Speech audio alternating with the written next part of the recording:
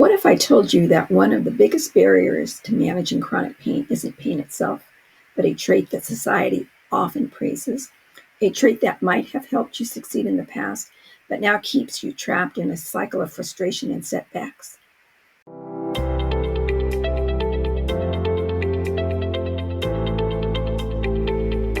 Greetings. It's nice to see you again, and if you're new, you're very welcome. Today we're talking about perfectionism, that relentless inner voice demanding excellence in everything you do.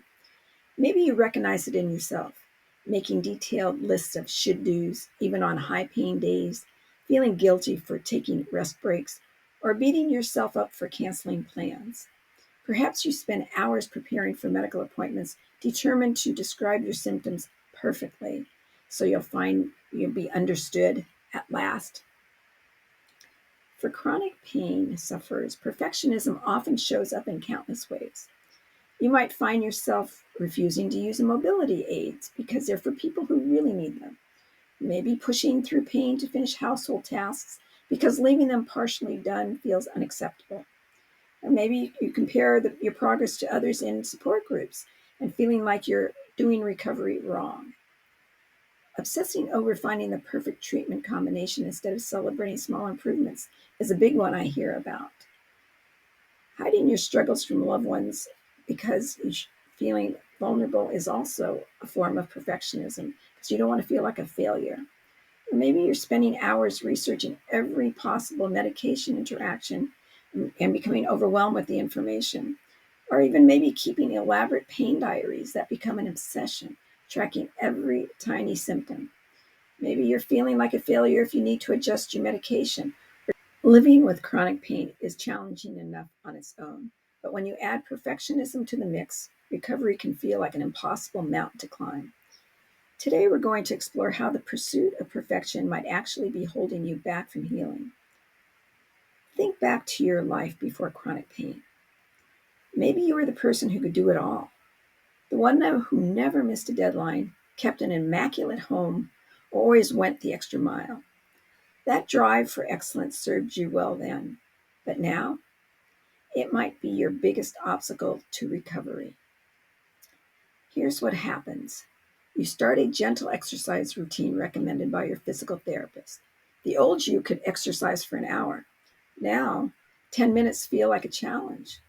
Instead of celebrating those 10 minutes, your perfectionist mind whispers, "It's not enough. You should be doing more. You're not trying hard enough." The result? You push too hard, and the next day it triggers a pain flare, and you end up on square one. The perfectionist cycle continues, all or nothing, push or crash. Recently, I spoke with Sarah, who asked me to share her story. She said, "I used to pride myself on never missing long hour sessions. I ended up in bed afterwards, though.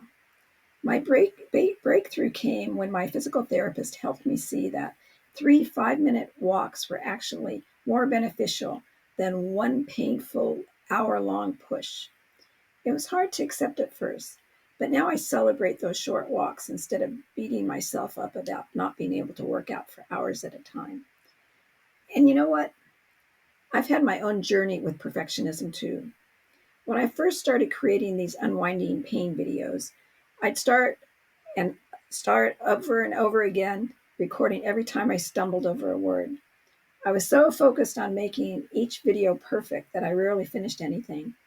Eventually, I had to face the hard truth.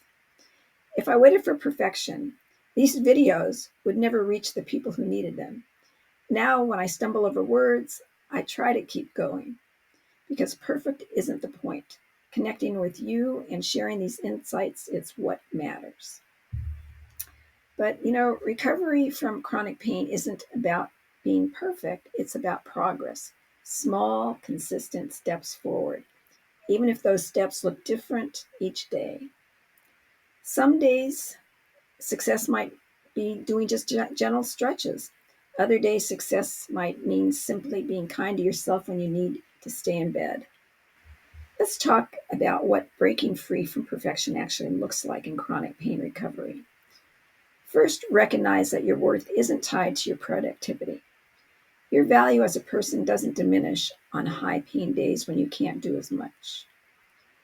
This might mean allowing yourself to use pre-cut vegetables, or maybe even a meal delivery service. Maybe it means leaving the laundry unfolded when pain levels are high, or taking the elevator without guilt, and also allowing yourself afternoon rest periods without earning them first. It's also important to understand that recovery isn't linear. Some days will be better than others, and that's not failure. It's simply part of the healing journey. And it's important to celebrate the small wins. Did you walk to the mailbox today? That's progress. Did you practice your breathing exercises to relax? That's progress too. The most crucial shift happens when you start viewing self-care not as another task to perfect, but as an ongoing practice of self-compassion. Your body isn't a machine that needs to perform flawlessly. It's a living system that needs patience, understanding, and gentle guidance. Remember, the goal isn't to return to exactly who you were before chronic pain arrived in your life. The goal is to become someone new, someone who knows how to listen to their body, honor its limits, and still live a meaningful life within those new boundaries. For instance, maybe you were someone who used to host elaborate dinner parties for friends. Now your new boundary might mean hosting shorter coffee dates or having friends bring takeout while you provide space and conversation. The perfect host hasn't disappeared. They've just evolved into somebody who prioritizes connection over presentation. That's not a step down, it's a step forward in self awareness and authentic living. So the next time your perfectionist mind tells you you're not doing enough in your recovery, pause, take a breath, and remind yourself that healing happens in the small moments, in the gentle choices, in the kind words you speak to yourself. Perfect isn't the goal, progress is. And progress, however small, is always worth celebrating. I'd love to hear in the comments how you're celebrating your small wins this week. Maybe it's treating yourself to 5 minutes of sunshine after doing your physical therapy exercises. Perhaps it's writing down one kind thing you did for your body today. Or it could simply be acknowledging that you listened to your pain signals instead of pushing through. Whatever your win is, tiny or significant, please share it below. Your celebration might just inspire somebody else to recognize their own progress. So it's bye for now, and I'm wishing you a comfortable week.